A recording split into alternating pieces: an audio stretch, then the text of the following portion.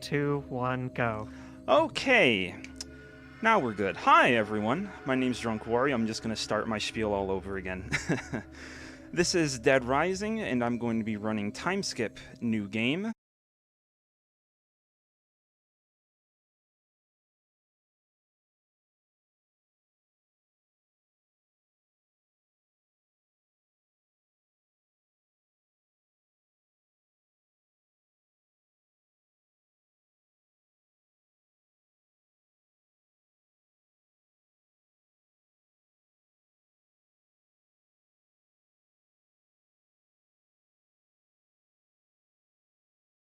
Three, two, one, go.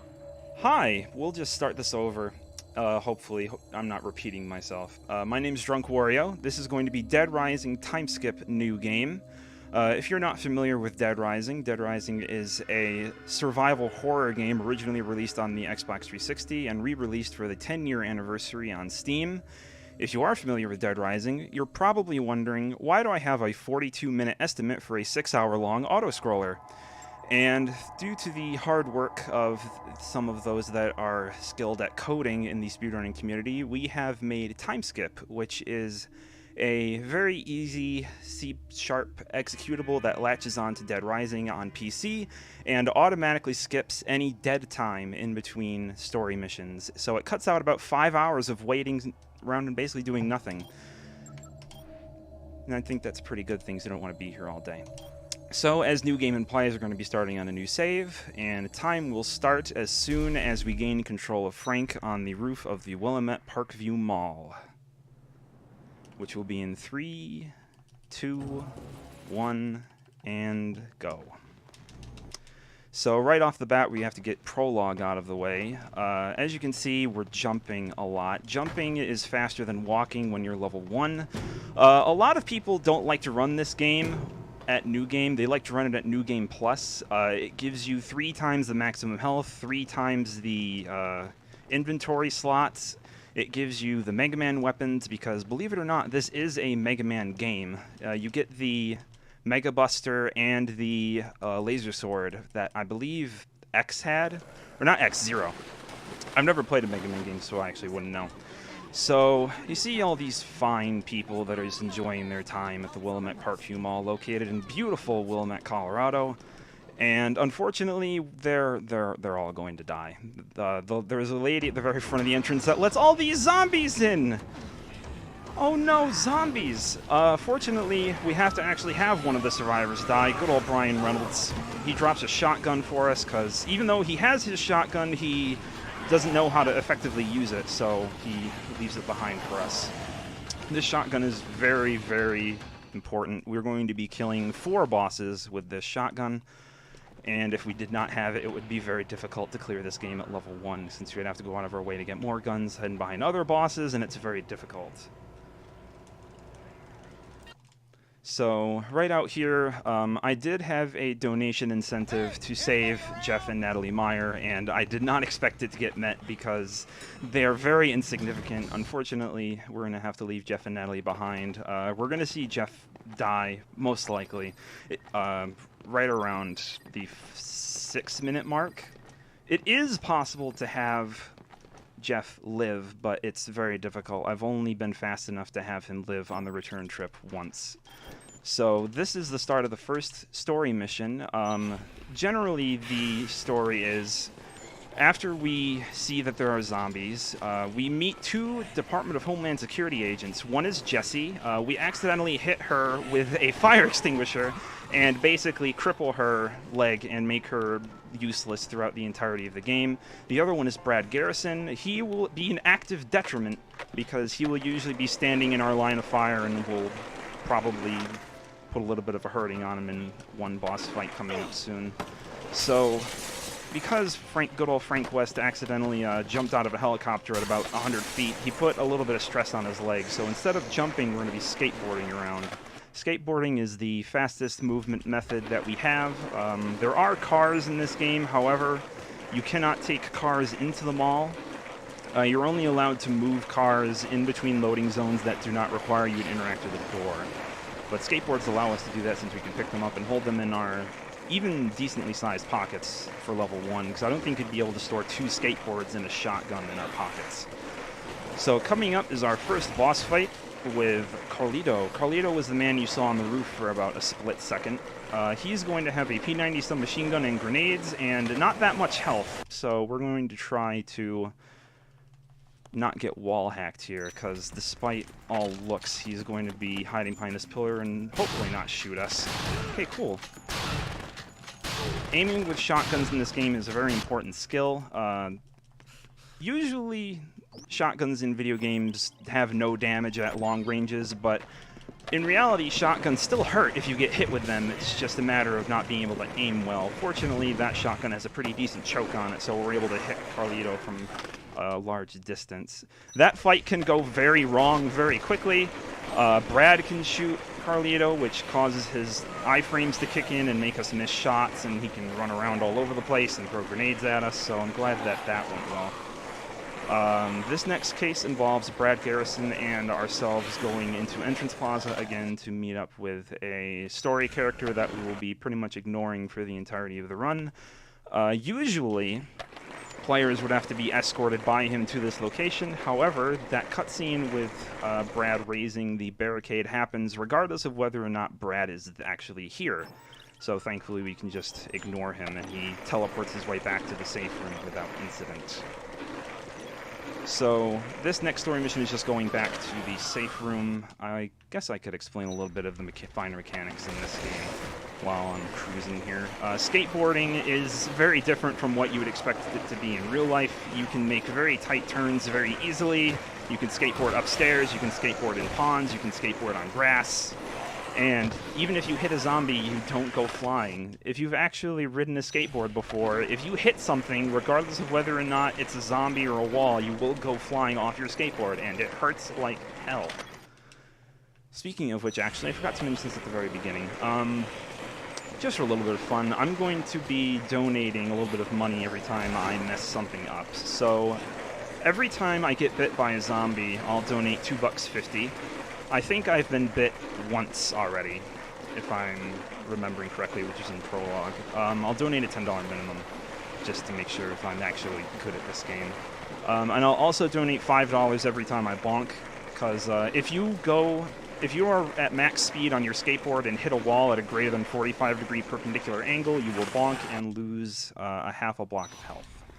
I'm going to try not to do that because I am a professional skateboarder, so hopefully that won't happen. The level ups, well, I forgot to mention this when it happened, but as soon as I defeated Carlito in the food court, I got a level up.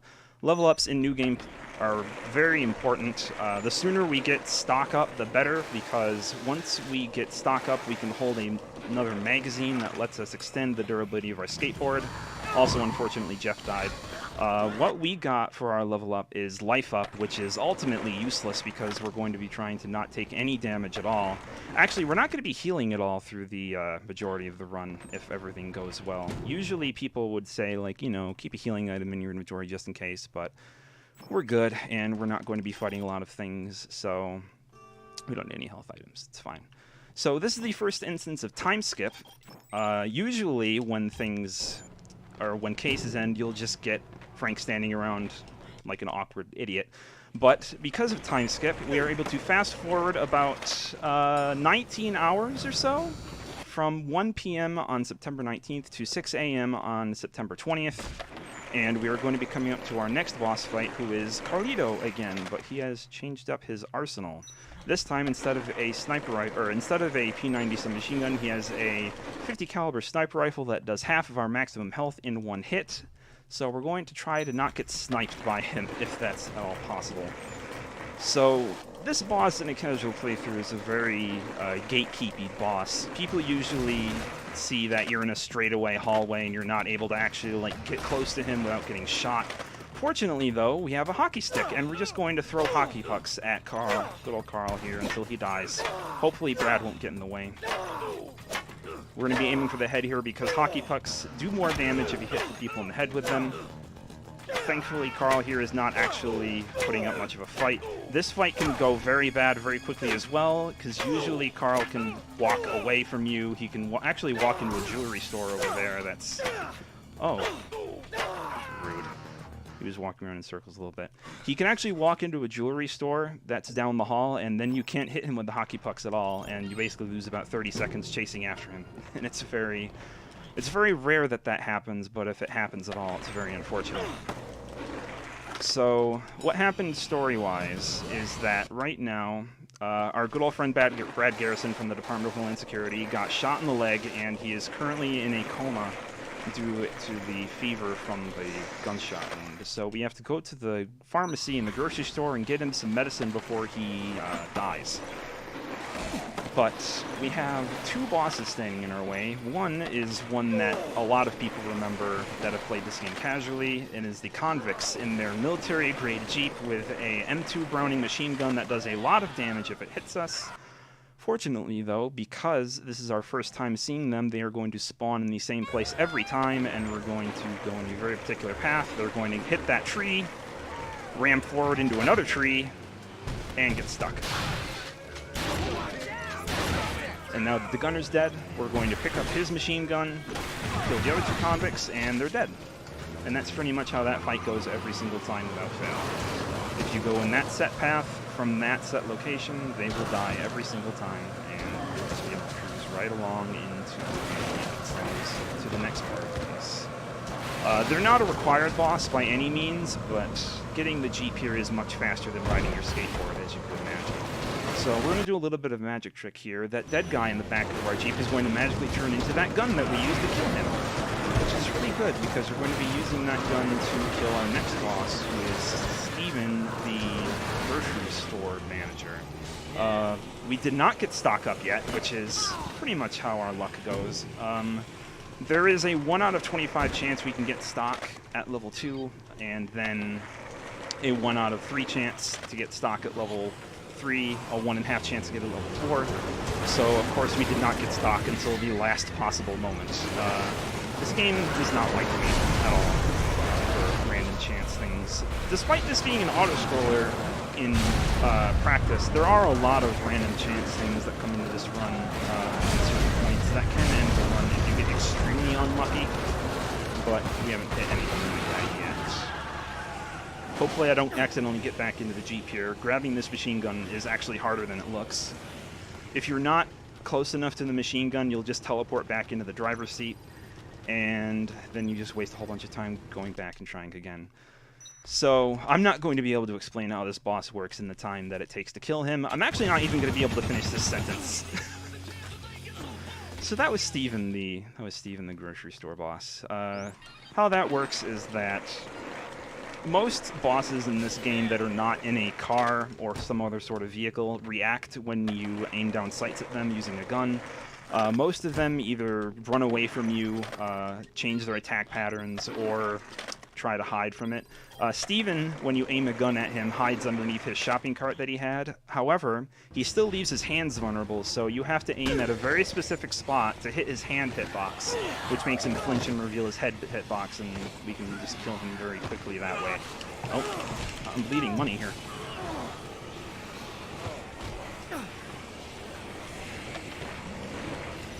So that's 2, so that's $5, I believe. So we grabbed the first aid kit after killing Steven. We are going to be traveling back to the security room and giving Brad his first aid kit. Sometimes when you're traveling in these hallways, physics does not want you to actually go fast, especially if you're in a smaller vehicle like the van or the sedan, which we're going to be using later in the run. Shopping carts are incredibly volatile in this physics engine, and if you hit them at a wrong angle, your car can flip on its side or flip over entirely, and you cannot get it back onto its wheels if that happens. So it doesn't happen often, but when it does, it is a hilarious way to end the run, and hopefully that's not going to happen when it's relevant. It is about 7 o'clock in the morning, so it took us about an hour to kill 3 bosses and travel all around the mall. So we did get stock up at the very last possible moment, so we're going to be going into this contemporary reading store and grabbing a sports magazine, which will extend the durability of our skateboard that we have even further.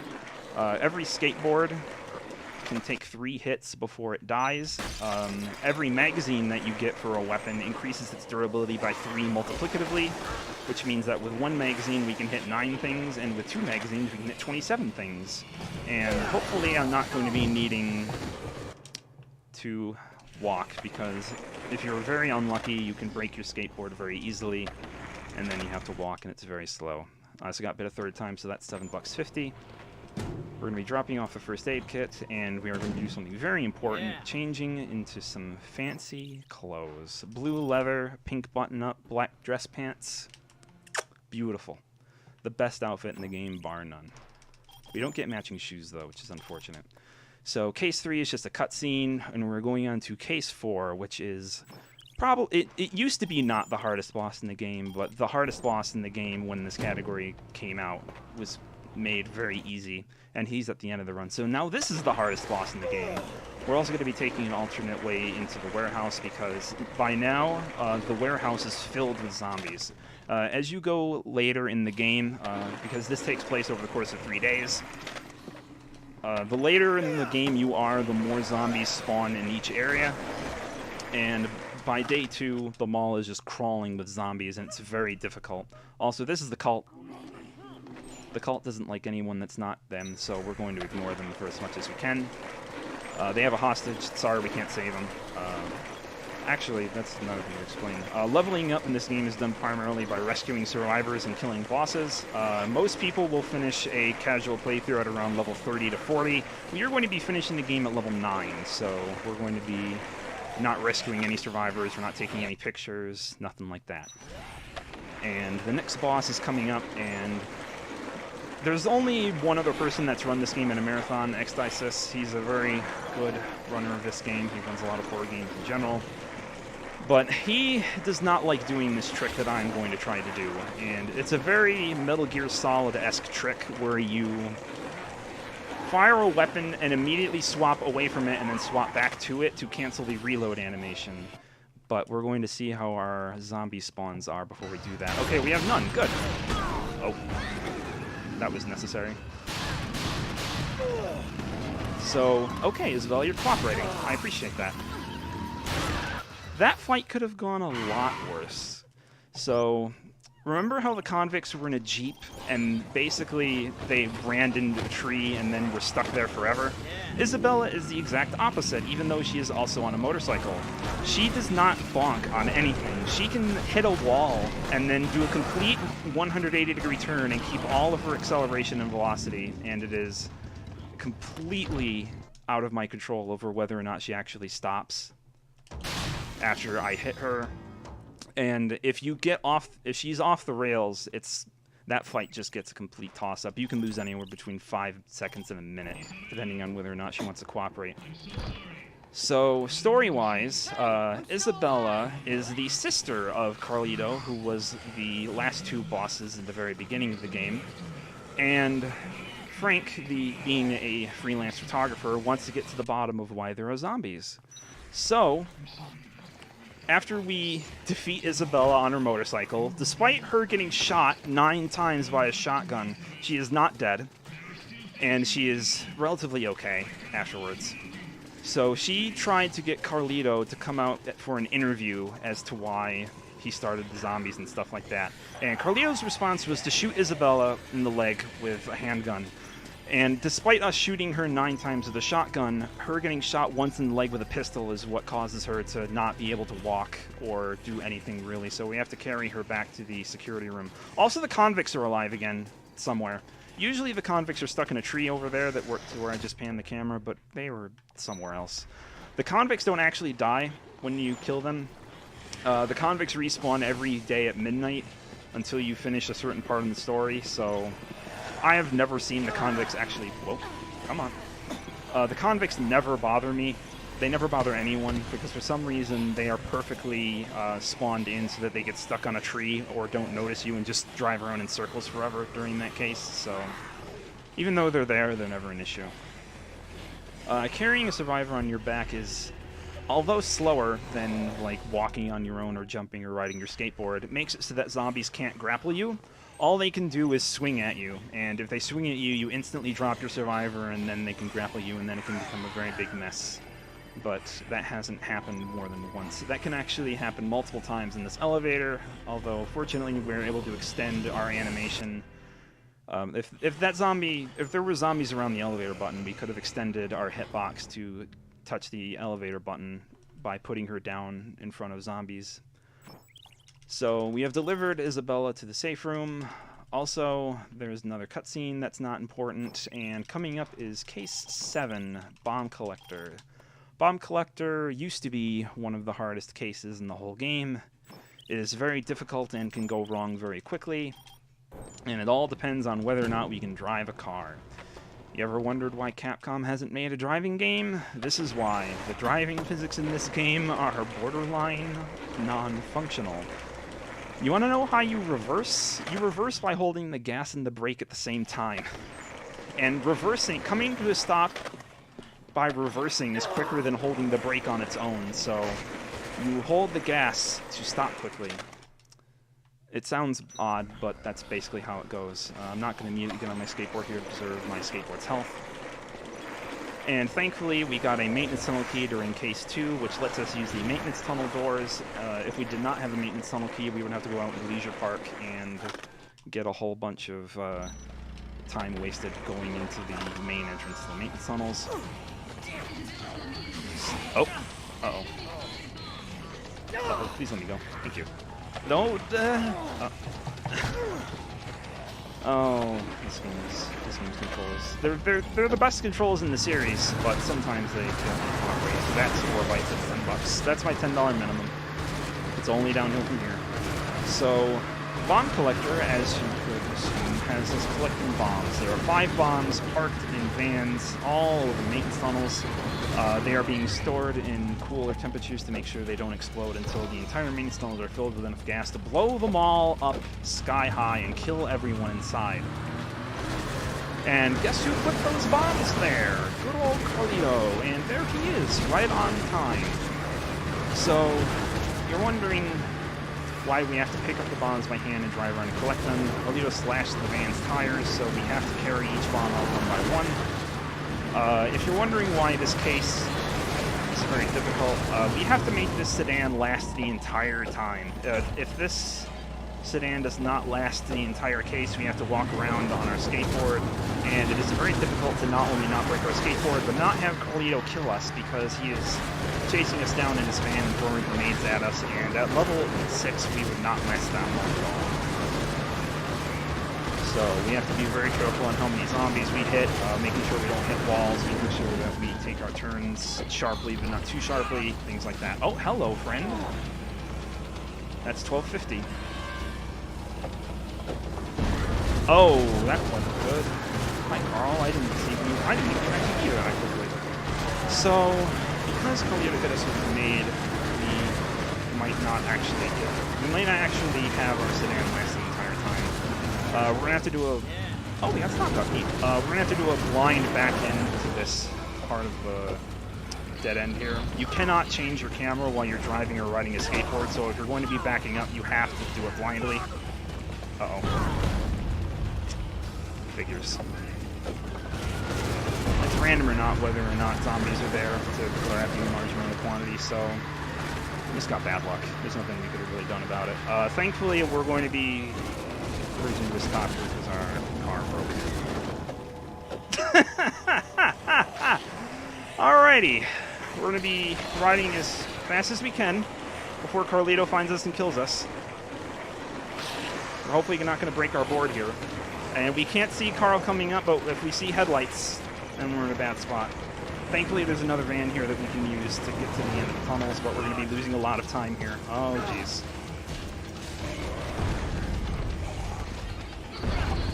Alrighty, we have all the bombs, and we are dying. Thankfully, there's a van here, and then we'll do more damage with the van. It's just how it goes. Sometimes you can get through this without getting bombed, and sometimes you do. Despite all of the stuff that I've said about bad luck influencing the run, this is actually the safest category in all of Dead Rising. All of the other categories are way more volatile or RNG dependent. Also, the convicts are still alive, so we're going to have to ignore them for a bit. I'll find something to heal myself with so I don't die. Because if I die, I get to see that our last save was all the way back at case 2. So we're hopefully going to try to not die here. With the way health works in this game, even if we have 1 block of health, we can still survive damage as long as we heal by the time that we have like 1 health left, because each block of health on the upper left part of the screen is actually 1,000 health units. If you are at not 1 health and take damage that would kill you, you actually get put at 1 health instead. And then if you take more damage without healing after 1 health, you die. So I don't know what my health is at right now. I assume it's at, okay. If I was at 1 health, I would have died there. Hopefully there's food in this box. That is a shower head. That's not food. So we're going to have to find food somewhere. There's many places food could be, but if we're going to get it from a cardboard box, it's random whether or not it drops vegetables or a random weapon. Case 8 is very long and RNG dependent and kills runs more often than not. Because good old Isabella here, her leg is healed and she is going to escort us to where Carlito's hideout is. We got another shower head. That's not good. So, because Isabella is going to lead us to where Carlito's hideout is, we do not know, well, even if we know where it is, we can't go to it, because the loading zone isn't there. Ooh, squash. The loading zone for Carlito's hideout is not there until Isabella shows us where it is. So we have to escort Isabella to it. Even though Isabella is technically escorting us to it, she is very aggressive and likes to stop all the time and kill zombies that are not in her way. Isabella is a major run killer, not only in boss fight form, but in this escort mission, because she likes to stop and hit things, so we're going to try our best to make sure there's nothing for her to shoot at. And we do that by going as far away as we can from her. As we will see, we're going to refresh our skateboards, and we're going to get 3 of the same color. I do not want that. I want different colors. Cool, thanks. So we get different colored skateboards just to make sure that we remember which one we were on before. We're going to stand here and spin around for a bit. If we are far enough away from Isabella, zombies will not spawn in because the camera focuses on us instead of Isabella, and the zombie spawning scripts focus on us instead of Isabella. So if we are far enough away from Isabella, there will not be any zombies for her to shoot at, so she'll just walk straight to her destination. And we're going to be doing the same thing here in Leisure Park. Leisure Park is very big, very open, so we have to go very, very, very far away from her in order to make sure zombies don't spawn. This area in particular used to be a very, very big run killer because for some reason or another, the genius that is Keiji Inafune, Mega Man Prodigy, and Mighty No. 9 Prodigy, decided to have Isabella walk into giant crowds of zombies. She could walk around them, but no. And she decides to spend her time walking right into crowds of zombies. And before these manipulations were discovered, we would lose runs due to her walking into crowds of zombies that we couldn't kill because we have no weapons. And we would just hope that she would either get through them or that, like, she would not get stuck. She's a real go-getter. The loading, so every time we go into a loading zone, the game checks whether or not Isabella is in a certain sized rectangle. The rectangle for this loading zone is very big. It was actually at that shadow of the tree she was at before. And North Plaza is where it all ends. So the loading zones here are very, very, or not the loading zones, these zombie spawn areas in this game are very tricky. I'm also going to stop here and get some milk, because there's milk on these rafters up here that you can use them to heal with.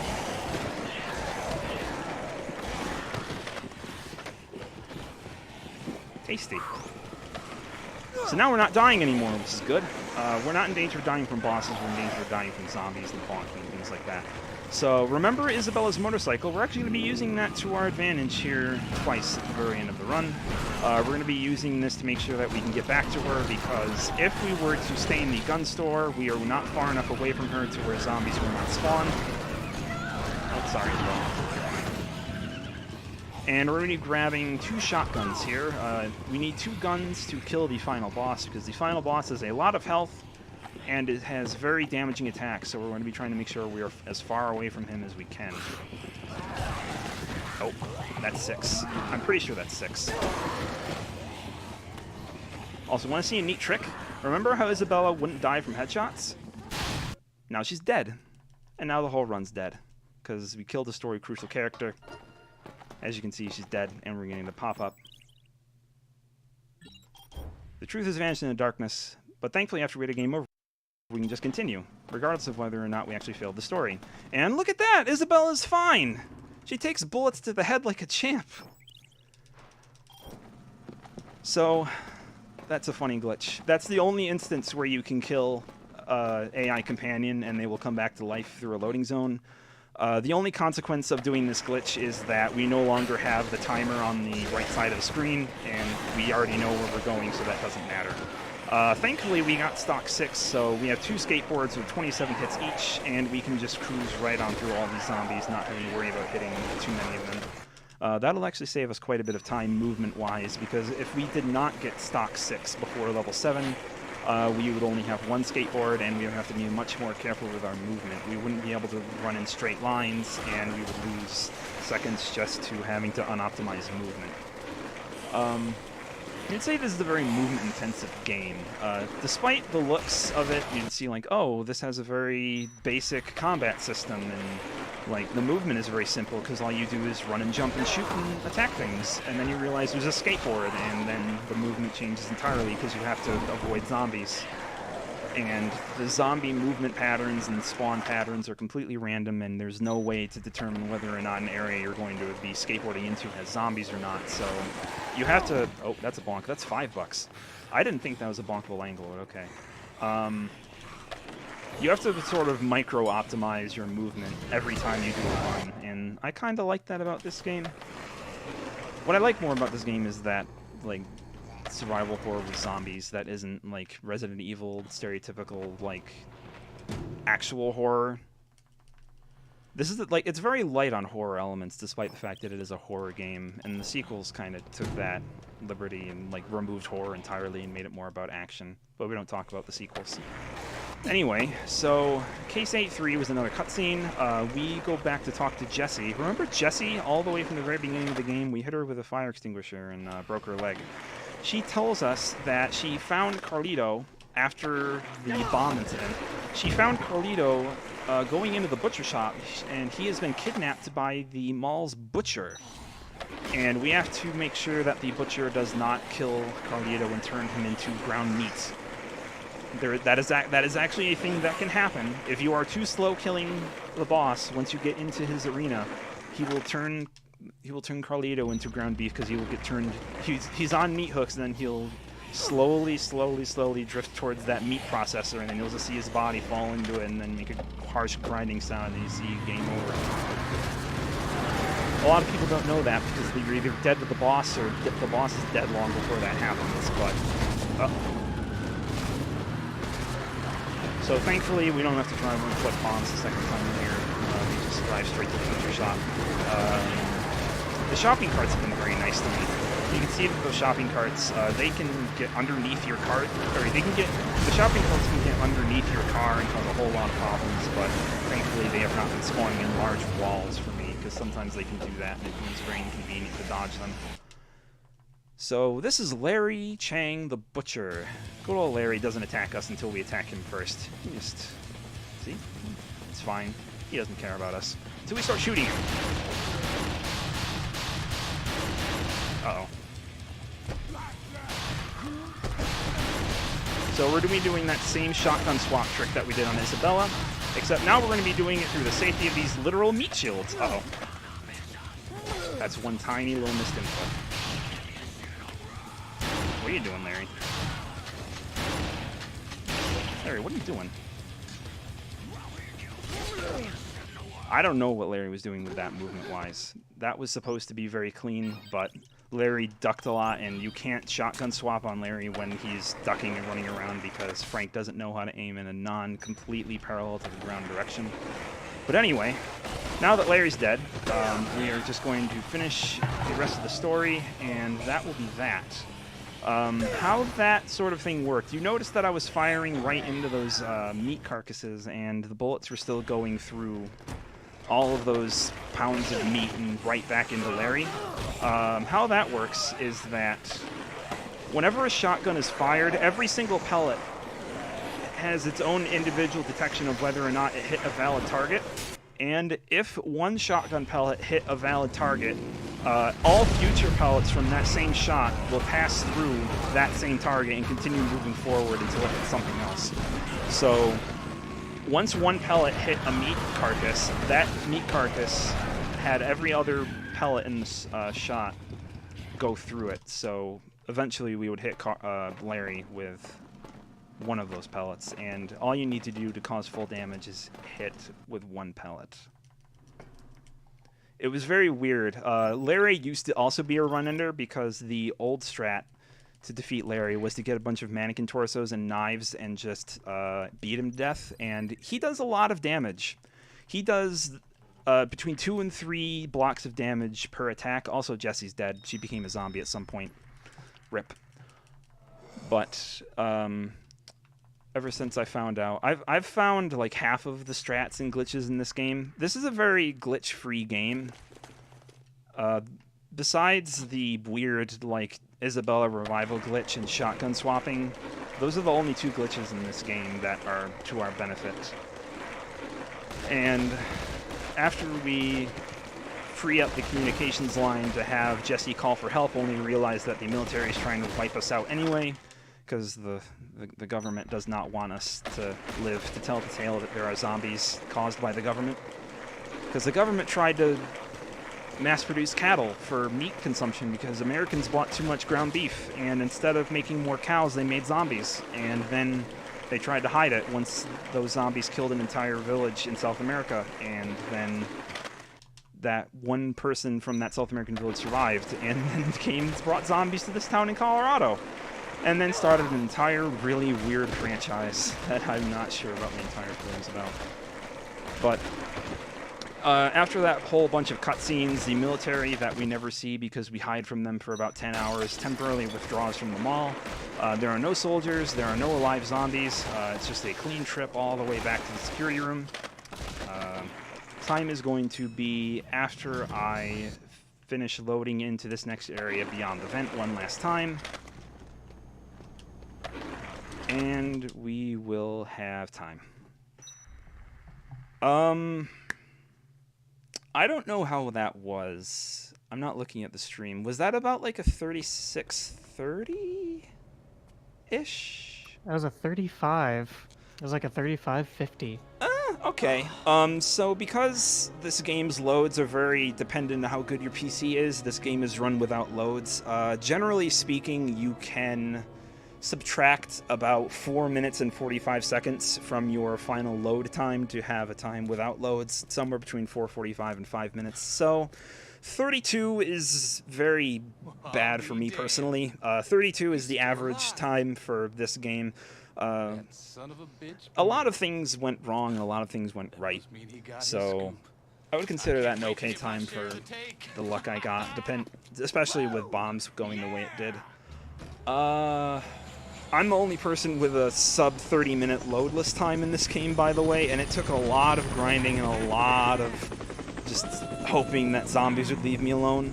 So, because every time you get bit by a zombie, you lose somewhere between 2.5 and 7 seconds, and zombies are like the most random element of this game, of course. So, that is pretty much all I have to say about Dead Rising. If you're interested in running Dead Rising and you say, hey, I like to skateboard around malls and kill zombies, we have a speedrun Discord. The link is at speedrun.com/dr1.